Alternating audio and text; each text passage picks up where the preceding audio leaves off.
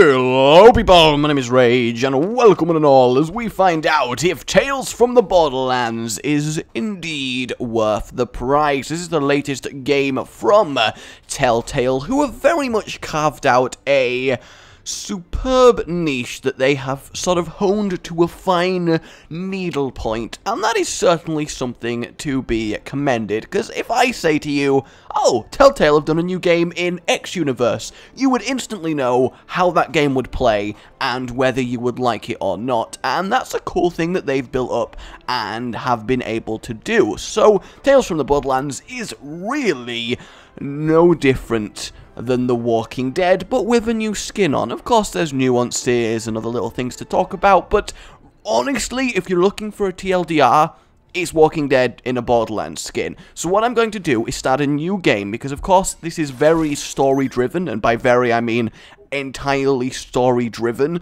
so I'm going to play the very first sort of 15 minutes while I tell you what's going on with this, so I spoil the least amount for you, because really, the reason you play this game is, of course, to find out what's going on. So, in true Telltale storytelling fashion, you're going to have various dialogue options. The choices you make are going to affect things. You're going to get to the end of the game, and it's going to tell you what you chose compared to other people and what you did. And I want to get this out of the way right now for the few people that will probably get mad. This isn't a playthrough, okay, right now, what's happening, this is worth the price, so of course I'm not going to be, like, paying attention to all the words and the story and stuff, because I've already done this, and this is a backdrop for me to tell you about the game, so I hope you do understand that. So the thing about Borderlands is, while you know it as an action shooter game, because of course that's all it's really ever been, it kind of has a really cool framework to do a deeply story-focused narrative in the universe of Borderlands, because while it initially doesn't make sense given how mindlessly cheesy action Borderlands is, when you look a little bit deeper, all the characters and the backstory and the politics and the scheming and how the people on Pandora get by day to day and the sort of horrible environments.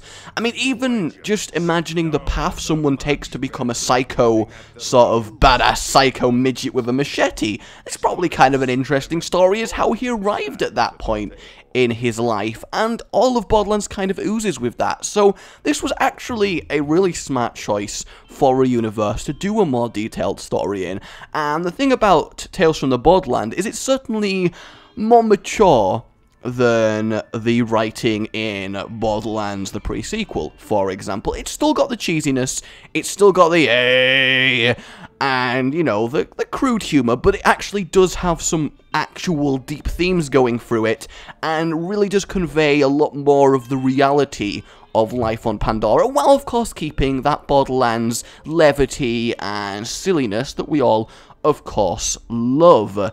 So you play as this guy, and I say play as him.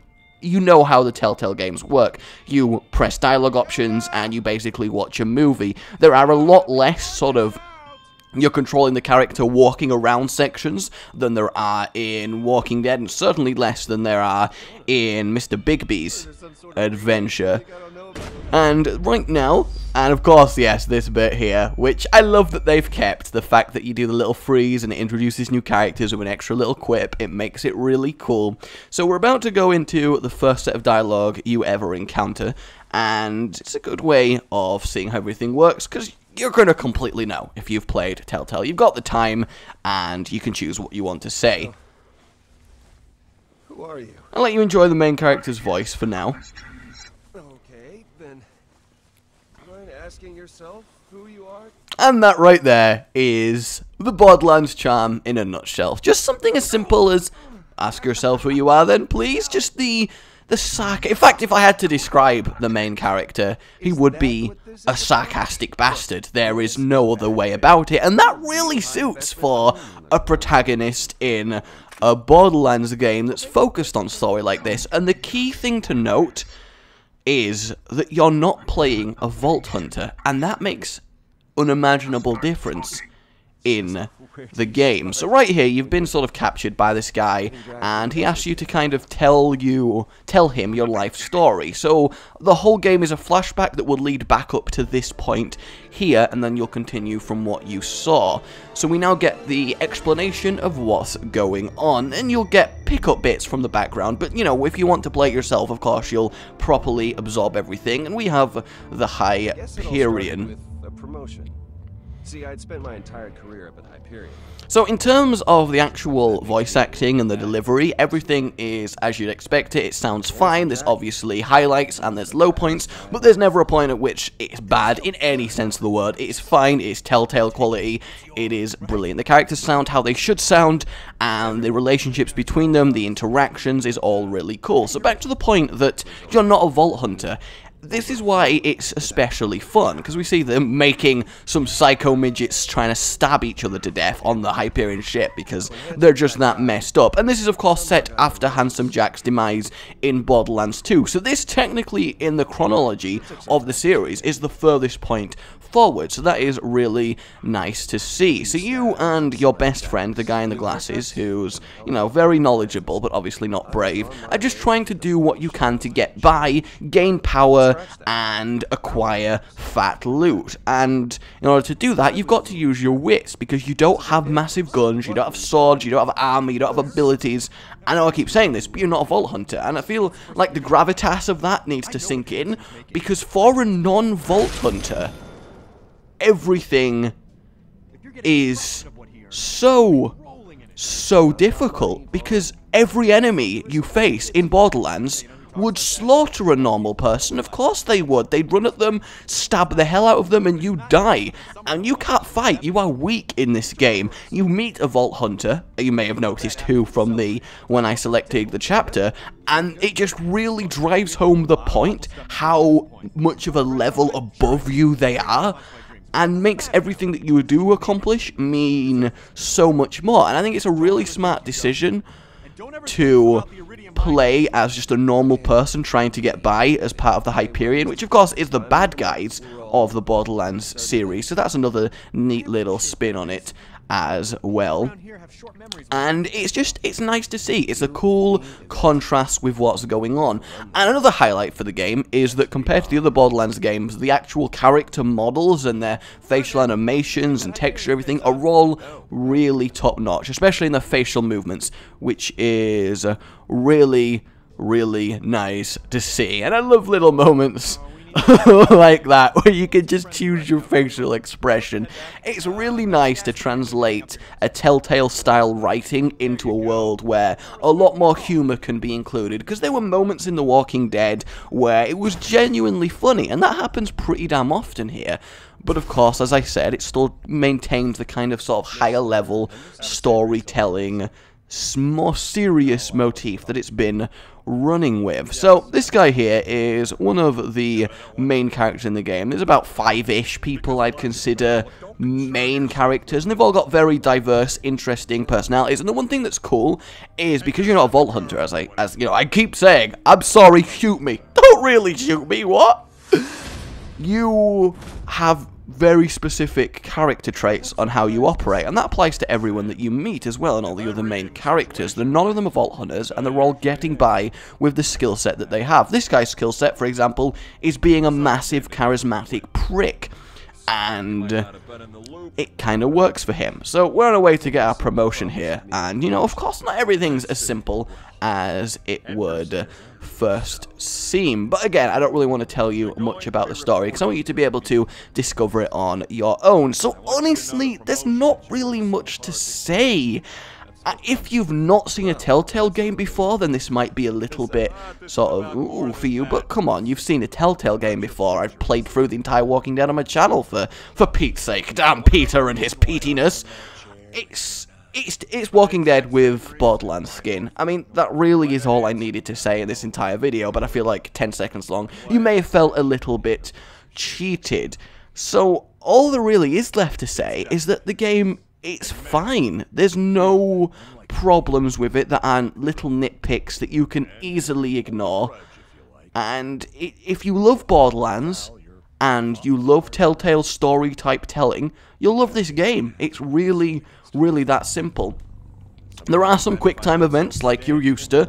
There are some move the mouse, click on things like the shooting zombie sections from Walking Dead, but no real action, which may jar a few people or put them off in from Borderlands, as really there is no gameplay feel similar to Borderlands at all, just very much the world and the characters and how they act. And of course, casual things like this, someone being ejected into space, and now they dead as the proverbial dodo. Well, I guess it's the real dodo, but it's also a proverb, so I guess the proverbial dodo? Why isn't my new car digistructed in my office yet? Vasquez, it's August.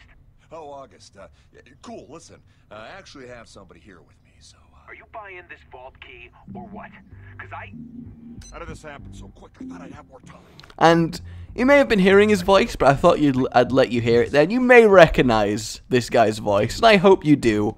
And it's really cool. And that little slip of the vault key there is key to this whole adventure, because of course what's Borderlands without a hunt for a vault? And of course the other characters that you meet, they also kind of want the vault, and it kind of will eventually climax with a vault if you have a look at the chapter 5 image, and we don't really need to worry about that for now though. So yes, of course we have things like this, which makes sense, and there is a lot of hidden detail, which is cool. There's a lot of neat little Easter eggs. It is worth really clicking on everything to try and find all the little dialogues, all the little nuances, and this here is one of the more unique mechanics of the game, and it's something that's not really utilized nearly enough, and it is the Echo Eye. And what the Echo Eye does is give you extra information about things, lets you do things you ordinarily wouldn't. For example, we are going into this computer without actually having to interact with it. So we, it's expensive, it's high, we get the user, and there's a lot of cool little things that you can find that are often quite amusing, such as finding a file on someone whose last words were, "What you gonna do, stab me?" and then immediately it tells you the cause of death was stabbing. And it's worth looking for those little bits of amusement, because they really are frequent and they are definitely amusing. There are a lot of times where you're gonna be like, "Ha yeah, oh you, Borderlands, oh what you like, Telltale," and that's a really good thing to see in a game like this. I can only be down it. If it's gonna be $10 million, I'm gonna need another hour or two. You can tell someone's evil when they've got a phone thing in their ear and they're talking wireless handlessly? Wireless handlessly? I've not said that word in ages. What's the correct? Hands-free! That's the one! I'm an idiot! But yeah, it is the typical villain look, and Borderlands, it doesn't shy away from its stereotypes, and I really think that Telltale have done a good job of fusing what you know with Borderlands and how everything works, and with how their signature style is, and it marries surprisingly well, and is definitely enjoyable to play. And I personally, I've always had fun playing Borderlands, but I've never been incredibly into them. I couldn't sit there playing a Borderlands game for all day, for example. It would drive me crazy. I feel like they're fun for sort of an hour to 2 hours at a time, and I do especially enjoy them with friends and for what they are, but they're definitely nowhere in my top list of games. They're just good mindless fun to me, whereas the world itself, I think is great, especially the characters and how everyone interacts and what goes on. I think that is lovely. So this game for me is by far my favourite ever Borderlands game, because it takes everything I love about Borderlands and takes it to the nth degree and just runs with it in a way that only Telltale can do, and that makes me incredibly happy. Happier than, of course, being punched in the nose until you bleed would make you. But yes, as you can see, this guy is not someone you want to mess with, at least not for now. Hint, hint, hint, hint, hint, hint, hint. Make you clean it up. Yeah.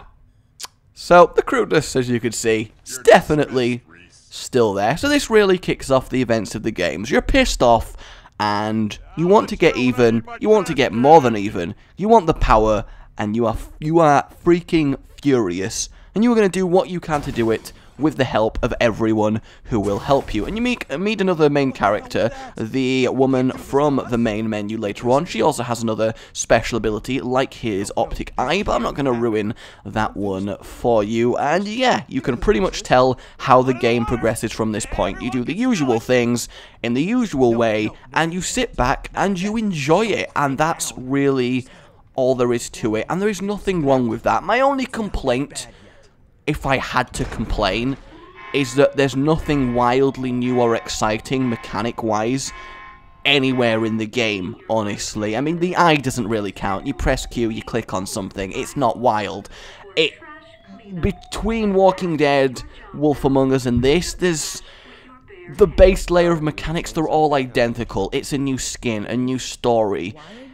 I feel like they should at least, especially with Borderlands, with how wacky it is, it could have been a perfect opportunity to try something new that they haven't done before and get away with it because it's Borderlands, and I just feel like they could have been more adventurous with this game instead of sticking to their really good, but at this point, played out formula. But it's also not that bad because their formula is really good and the game is still very enjoyable, the story is nice, and the setting is obviously a well-loved one with lots of interesting things happening. I just kind of wish there was a moment where I got and I was like, oh, I didn't expect to be able to do this, neat, and that doesn't really come along. So I guess my only complaint with this game in a nutshell is not what's in it, but what could have been in it, if that makes sense, guys. So there we have it. There's not much else I can tell you. Telltale game through and through in the Borderlands universe. Story's fantastic, characters are fantastic, plays exactly how you'd expect it to.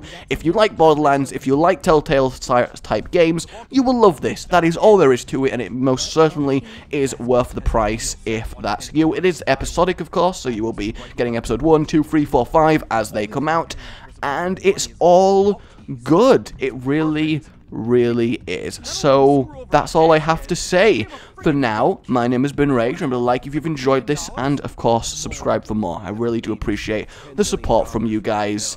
Yeah, so definitely good. They've not fucked it up, basically. That's probably the main thing people are wondering. Did they fuck it up? No, they have nailed it again, and that is definitely impressive. Free for free with their games, and it makes me pumped for Game of Thrones, which is going to be an excellent universe for this type of thing. But again, I hope they put something new in. Something perhaps to do with kind of sword fighty, hot close-up, because that could kind of work in this game. Anyway, I'm getting past myself here. Yeah. Good, worth the price if you like either Telltale or Borderlands. You'll enjoy it. My name has been Rage, and goodbye. You've been